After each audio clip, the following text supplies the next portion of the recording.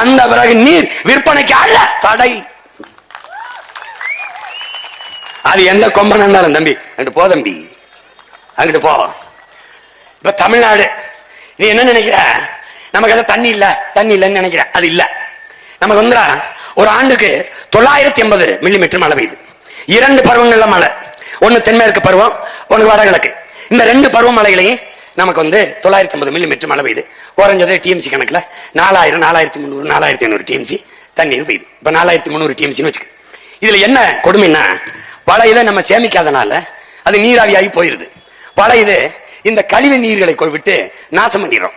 பல இதை சேமிக்காம ஏரி குளங்களை, குட்டை கம்மாய்களை, தாங்கல்களை, ஏந்தல்களை வெட்டி சேமிக்காம கடல்களை விட்டுறோம். இப்ப எப்படி சீமா நீ சரி செய்வ? 950 மில்லிமீட்டர் 1000 டிஎம்சி 1500 தான் எனக்கு அதிகபட்சமா பயன்பாட்டில் இருக்கு. அப்ப நான் என்ன செய்யறேன்?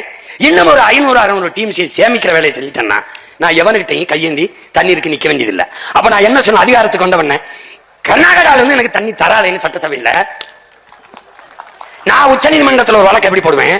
கர்நாடகாவில இருந்து எனக்கு தமிழ்நாட்டுக்கு தண்ணி திறக்கக்கூடாது. பெரிய வெள்ளமா இருந்தாலும் அவன் சிக்கி சாயமே ஒழிய எனக்கு தண்ணி தரக்கூடாது.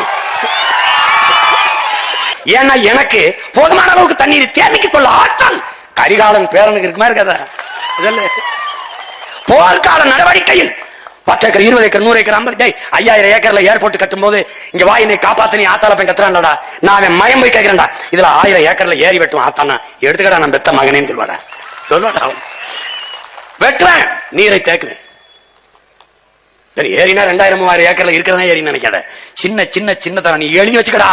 விண்ணூரில் பயணிக்கிற போது குனிந்து பார்த்தால் தேகத்தில் எப்படி தேமல் விழுந்து கிடக்குமோ அப்படி என் தேசத்தில் பார்க்கிற இடமெல்லாம் நீர் தேமல்கள் விழுந்து கிடக்கும்டா.